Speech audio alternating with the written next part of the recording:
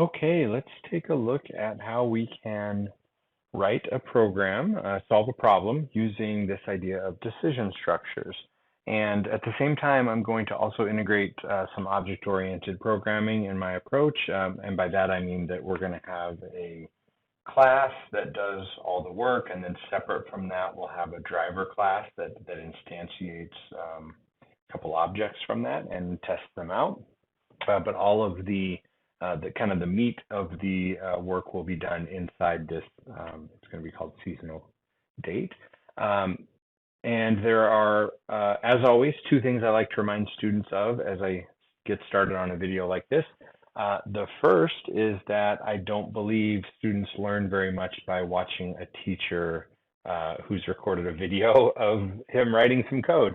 I think you learn by trying it yourself. So I strongly encourage you to hit pause, read through the problem, take a shot at solving it yourself, and then return back and press play once you're either stuck or done, and then you can see how I approach the problem.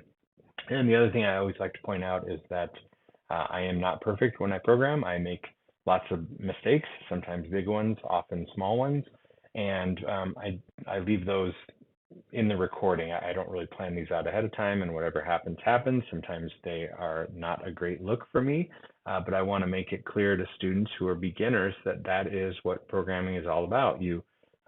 For most of us, these programs don't explode from our heads fully formed and with no errors. We make mistakes and we work our way through them, and that really is what programming is all about. So having said those two things, I would encourage you at this point to stop and read through the problem, hit pause, take a shot at it, and when you're done, come on back and watch the way I approach it.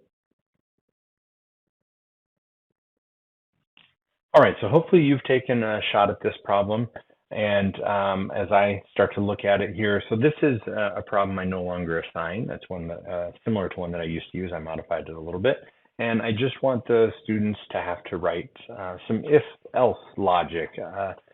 And in order to make it to add one little layer of complication, I didn't want the seasons to start at the beginning or end of the month. I want these kind of midway points where if it's in March, we have to figure out, is it spring because it's before the 20th, or is it is it winter because it's before the 20th, or is it spring because it's March 20th or later? So I did that on purpose.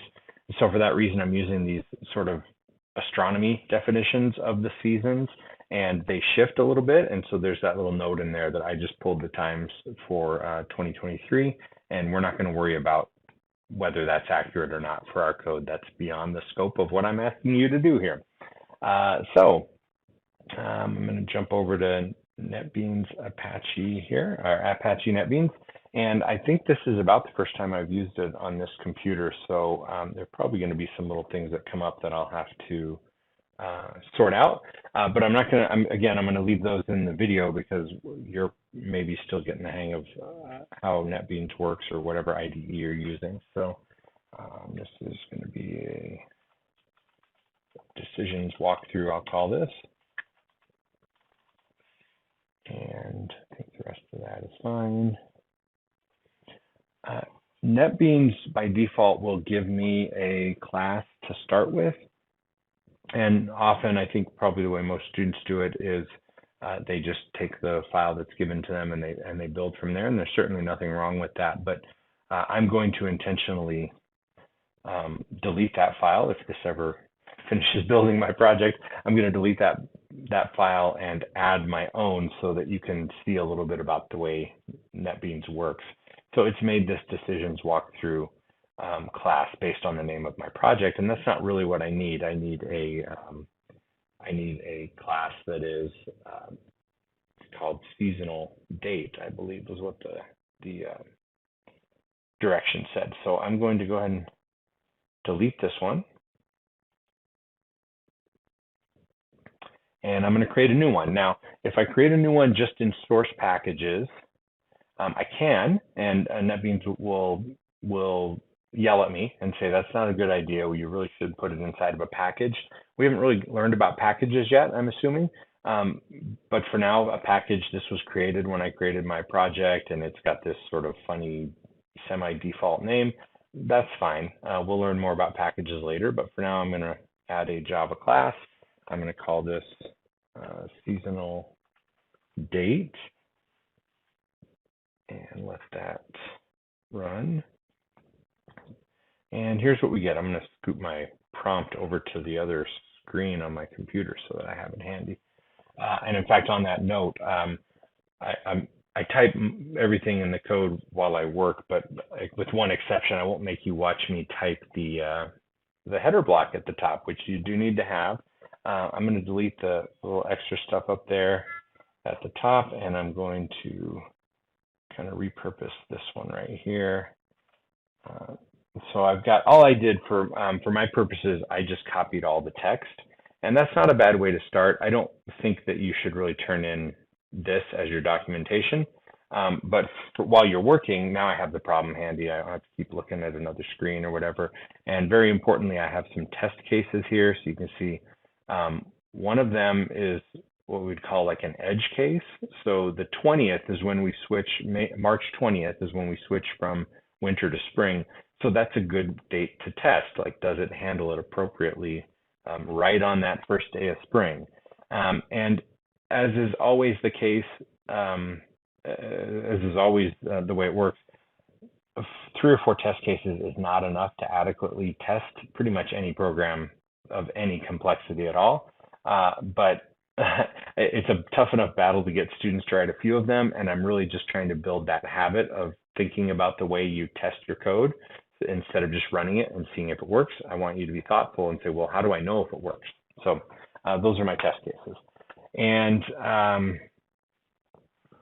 all right, so the idea here is I'm going to, it says that I need just some basic fields and stuff in this class first. So I'll start with that. These are going to be my fields. I like to document all of my work here. I also use the word instance variables kind of interchangeably with fields, so I'll list that. And we're going to have 3 of them. I need to keep track of the day, the month, and the year, all of those pieces. And so I'm going to have 3 fields. For now, all of our fields are private. It's something you're going to hear me say often in these videos, and I will continue to say it. There will come exceptions later on when we know a little bit more about object-oriented programming. But for now, fields are private. If you are making them public, it is either, I assume, because you've forgotten and you just put, I don't know why you would forget and put public there, or it's because you're trying to get around a limitation that is an intentional limitation. We make these private so that nobody else, no other classes can mess with them. And so if you need to mess with them from another class, the solution is not to make them public. It is to write methods that let you get to them. So, and I'm going to use integers. You could get clever, I suppose, and use something that took up a little less data since you don't need as much space as an integer will give you. But I use ints for my basic work. So we're going to have private int day, private int month, and private int year. And as I mentioned, this is all the decisions are going to be based on the year 2023, which is not perfectly accurate, but I'm not going to get into distinguishing different years in this code. So we will live with that flaw in this. So, okay. I'm just trying to scoot some things around in my other screen so I don't forget the problem that I'm working on.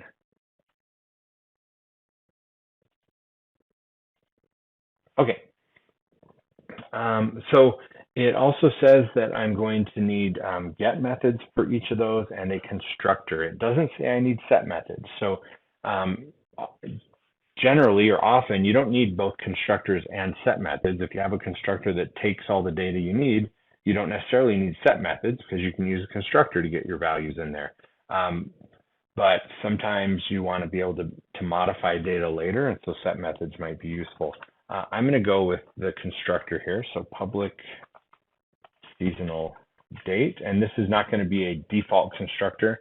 Parameterless constructor is actually more accurate, but this is going to be one that takes the day, the month, and the year and assigns them to our fields.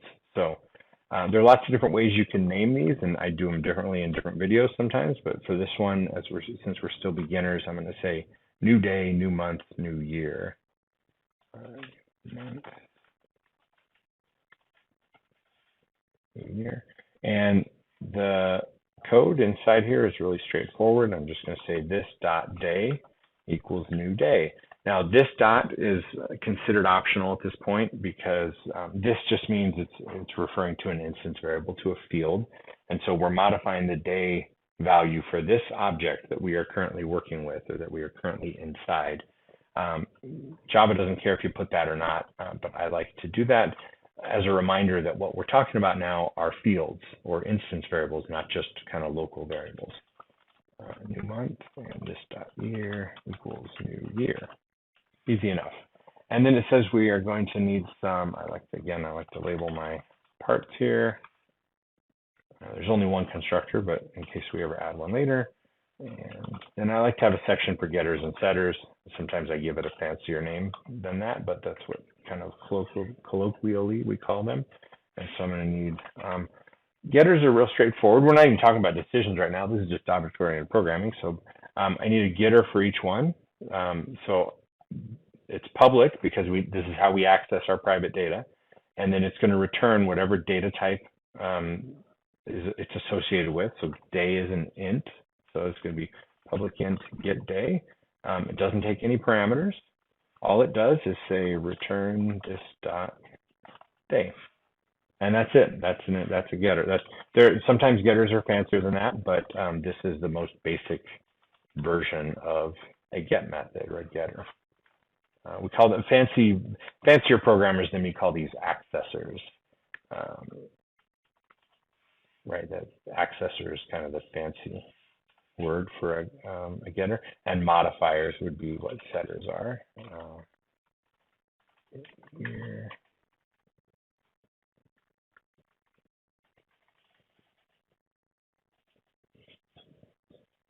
Okay. And I'm going to, so I'm going to actually hit the play button. There's nothing to play here, the run button, I should say.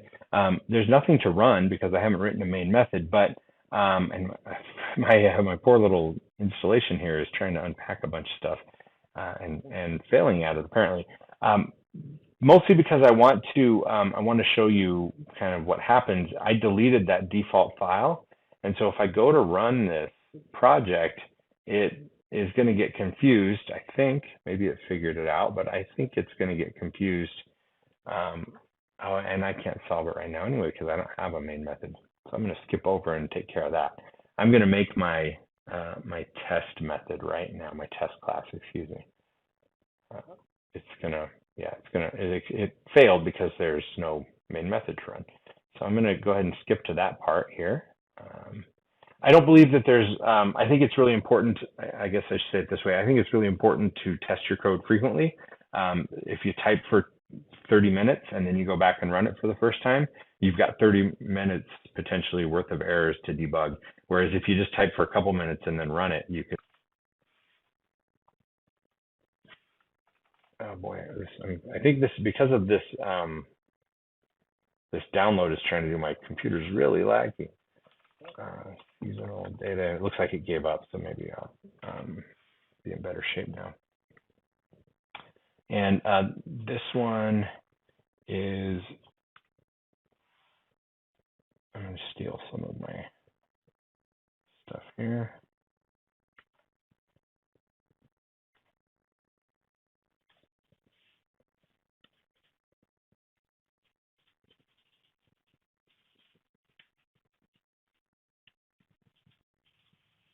Demonstrates and tests. That's what I'm really more interested in. When I'm grading, I'm interested in your demonstration, but as a programmer, I'm interested in the testing. And so I'm going to need a main method. And this just comes, for now, like you'll learn what all these different pieces of this main method mean as the semester goes on, as the course goes on. But for now, it'll probably within a couple weeks, it'll just become a line of code that you kind of memorize. And so this is to test and demonstrate the seasonal date method. So I'm going to need some seasonal date objects. Seasonal date, I'm creating an object using the seasonal date class. I'm going to call it SD1. I'm a big believer in descriptive identifiers, descriptive variable names and object names and stuff. But this is a pretty standard convention, so I also want you to know what the Java conventions are. So SD1 because seasonal date, and it's my first object. Date. And now if I just do that, I'm going to get an error. I might have a couple errors, but one of the errors I'm going to get is that my constructor, I said my constructor requires 3 numbers, and so I need to provide those. My first test case is 3/1/2023, so I'm going to put those numbers in there. Oh, and NetBeans has this, I find it annoying. It's this little miniature code that says the name of the parameters or the arguments that I'm passing in. It's meant to be helpful, and maybe it is to you. I don't find that helpful, so I think I can turn on the view menu, show inline hints. They're not part of the code. That's just NetBeans is showing you that for your own benefit. This is what the code really looks like. I'm not opposed to that kind of help, but I don't want to be confusing for people who are using different IDEs. You don't have to type that. You shouldn't type that. Okay, so that's going to make an object. And now to test it, I can just, in fact, I guess I'll get a little bit fancy here. I'll say string date stir equals, and I'm going to build a little string from that SD1 object. SD1 dot, I'm going to get we'll do get month, we'll do the US style, which is month first, plus, and I'm just going to kind of get a date the way that we're used to seeing a date. SD1 dot get day, another slash, and then the year. Here, and now I'll print that to make sure that it's working. And now when I go to run this, I'm still, I think, going to have an error, but now I can fix that error. The error it's having is that it's looking for a main method in a file called decisionswalkthrough.java. I deleted that, if you remember. So I need to tell NetBeans, I need to tell the project where it's supposed to start. And so I'm right-clicking on the name of the project. It's got the little coffee mug icon next to it. And down under run, the main class is what we're interested in. So the main class is the one that starts the program running. And I only have one choice. What it's doing, I believe it's just looking through all the Java files in the project to see which ones have main methods. And if there's more than one, they'll all be listed here, and I can pick which one is the real one, the primary one. Okay, and I think now I can run this. All that work just to get this running, but I wanted to show off a little bit. And it's kind of buried in there and a bunch of other stuff, but there is my output. And I just made a dumb mistake. I put mine, I did day, I'm taking it in day, month, year. And I was thinking of it in month, day, year, right? That's the way most of us in America think of it. I probably should just change the order of these. So this is one of those mistakes that I hadn't thought about ahead of time. I think that's really the way that I want it, because it really should be 3-1. This is a little bit confusing. People who are from other countries, for example, have them in reverse order, what we consider reverse order. They have the day first and the month. Okay, so this is March 1st, 2023. Okay, so that was worthwhile because I was going to need this test class anyway, but I also, like I said, I want to test this before I get too far along in this process. Okay, so I've got my getters, I've got my constructor, and now I need a method called, according to the directions, I need a method called getSeason that's going to tell me whether this date is in spring, summer, fall, or winter.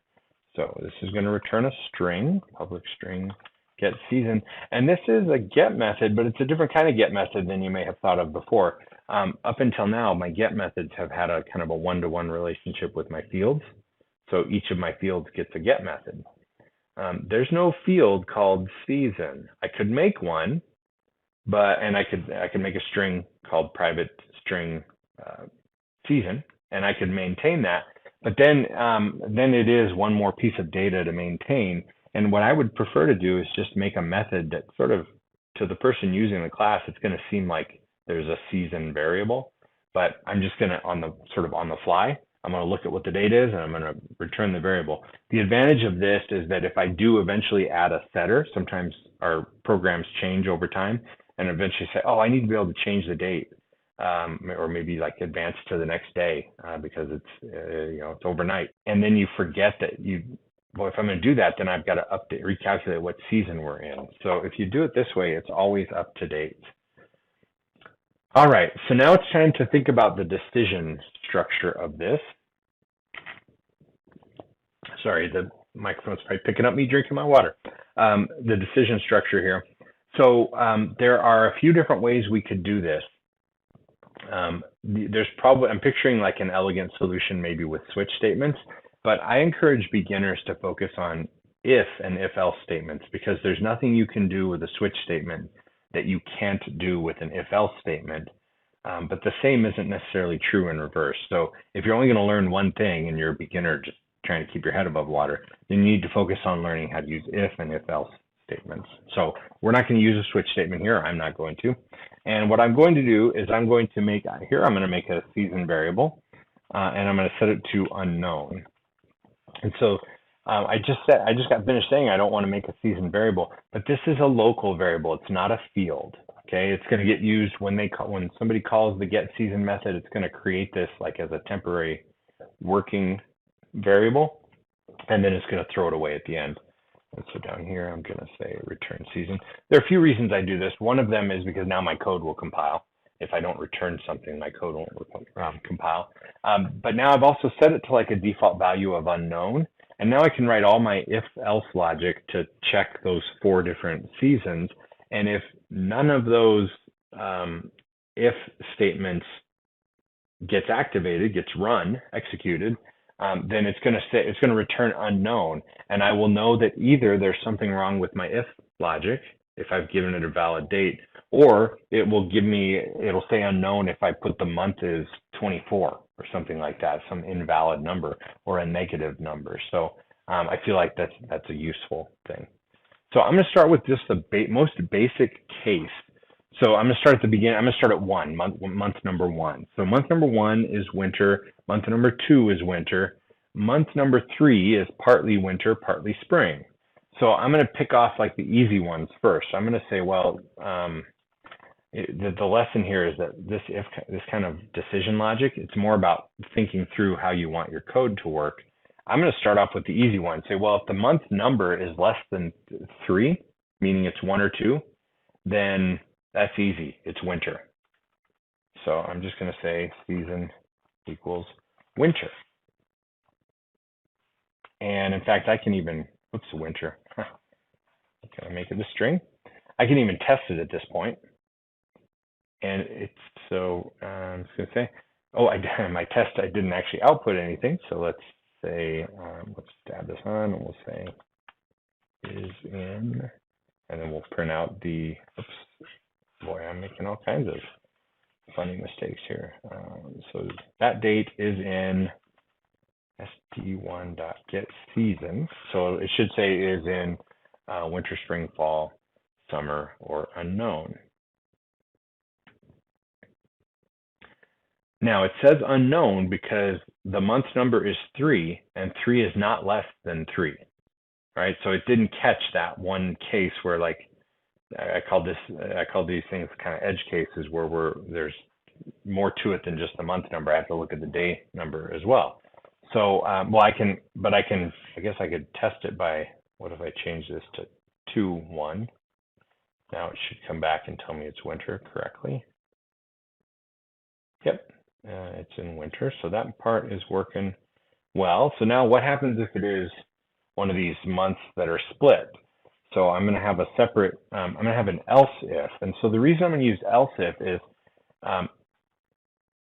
an else if, the difference between a bunch of if statements and a bunch of if else statements is that an if else structure, each option, you can only run one chunk of code, right? So another way to think of that is as soon as it finds the correct answer, it stops checking the rest. So if the month number is 1, and it's winter, we don't need to check the rest of the seasons. We're done. So else kind of helps us short circuit it in that way.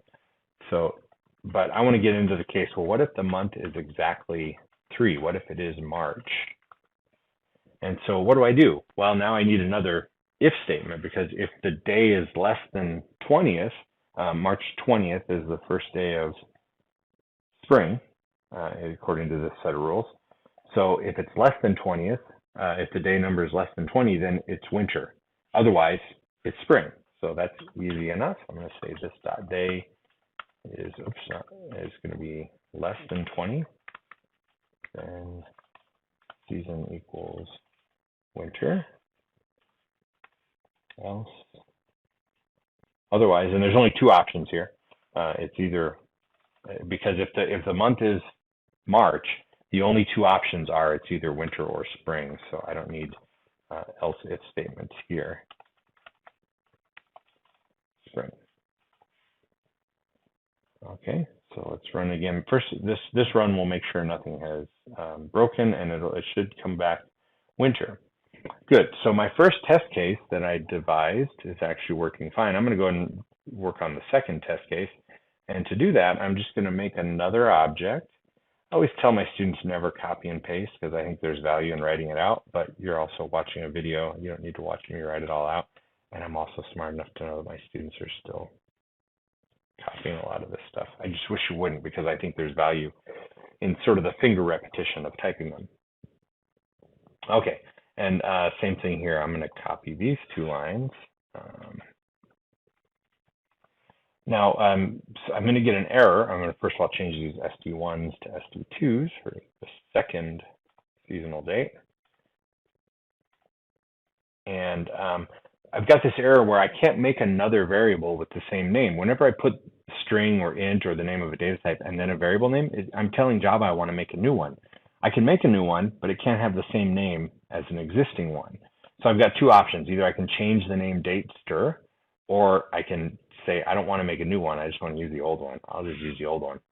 Right? I've printed it out for the first date, and now I'm going to reuse it, repurpose it, and see if that works. Yep, so 3.1 is in the winter, 3.20 is in the spring. And I think I'm off and running now,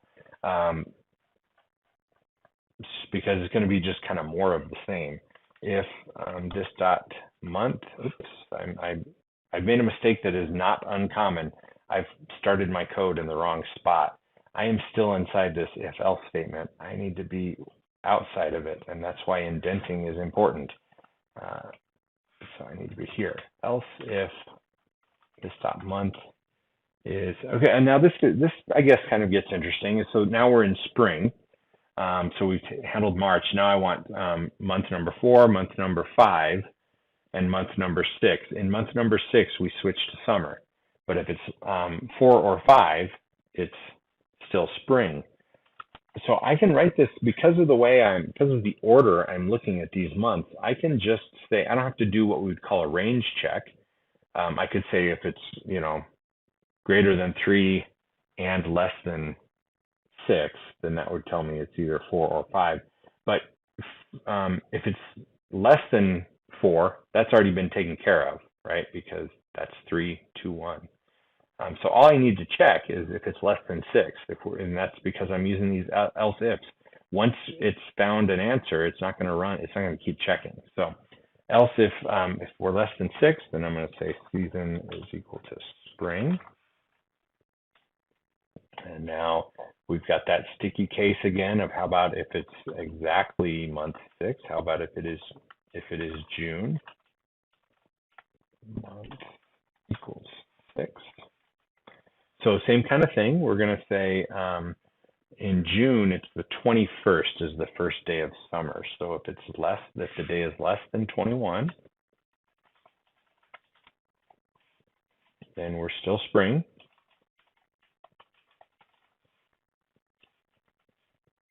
Otherwise, and I don't need the curly braces for this since I'm only putting one line of code, but it's good to have them just as a habit. Otherwise, we're now in summer. Okay, and I think I had a summer test case up here. So 6/28, 2023, John Elway's birthday, in case you are wondering.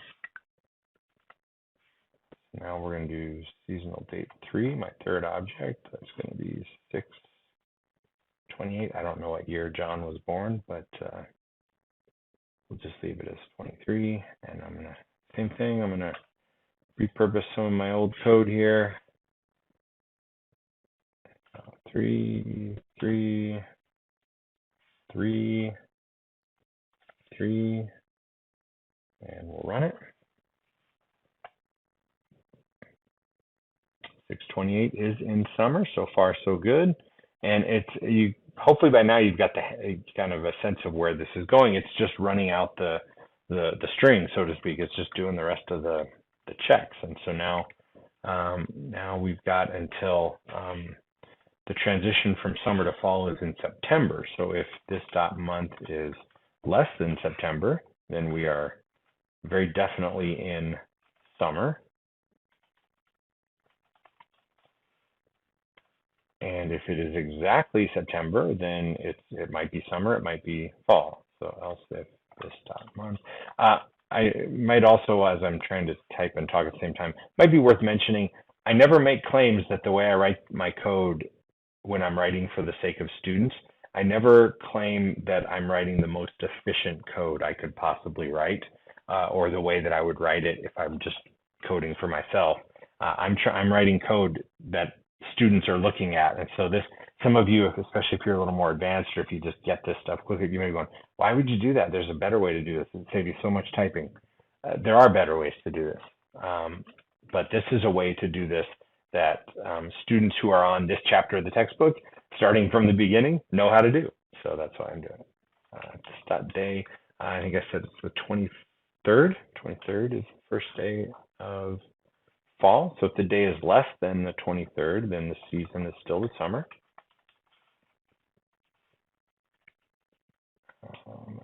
Indenting is getting a little crazy here. Otherwise, it is fall or autumn, if you prefer. And I sort of feel I'm starting to get a little bit cocky now. I'm like, well, maybe I don't need to test it right away. But it's good to run your code often and make sure everything is still working that I've written. So October 1st is my next test.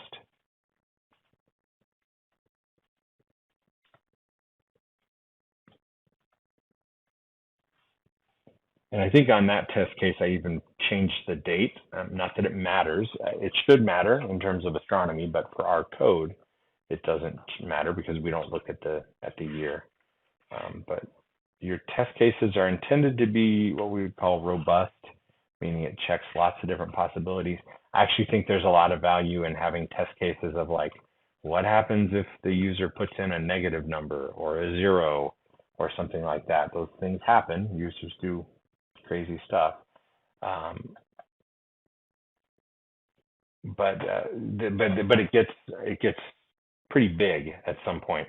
So I've got an error there, but on that train of thought that software testing, or something like might be called quality assurance, is a big job, and lots of programmers get their start in the industry by doing quality assurance testing because it's really important, and it takes a lot of time, and it takes a lot of thought, and it's one way you can show employers and supervisors that you understand programming is by being able to think through, okay, here's this piece of code. How do I test it to make sure that it works right?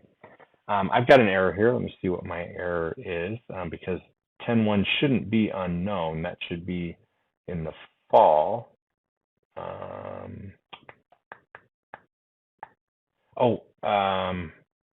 I just haven't gone far enough to test it, I think. So I stopped one if statement too soon. If this dot month is really less than 13, which sounds a little bit funny when you're talking about months, but if it's, and I guess for that reason, if it makes you feel better to say something like that, like it's less than or equal to 12, because the logic of that makes more sense to you. There's no month greater than 12. And once again, forgetting my quotation marks. Try that, see if that catches my little mistake there. Yep. And I'm going to do, even though I didn't write a test case for it, I'm going to test one more thing. What if I do put some crazy number in here, like 100? What happens? It's unknown because and that makes sense because that's not a valid date. You could write, you could change the word unknown. You could make it say invalid or something like that. But the idea is that it has handled that appropriately. It shouldn't say winter if the month is 100 or something like that, because that's not correct. Okay, I am just taking a look at my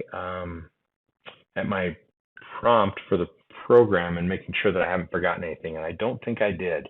Um, I'll take a moment just to point out that often in these prompts that I give you, I will specify whether or not you need user input. And so this one says specifically that you do not need user input. But if it does, then I could address that by having a prompt that says type in the month, type in the day, type in the year, and then I would do that like up here, and then I would call it, and instead of putting 3/1/2023, I would put the names of the three variables I used to capture their input.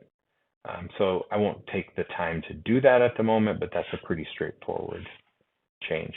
I think that's it. As always, I encourage you to reach out if you have any questions.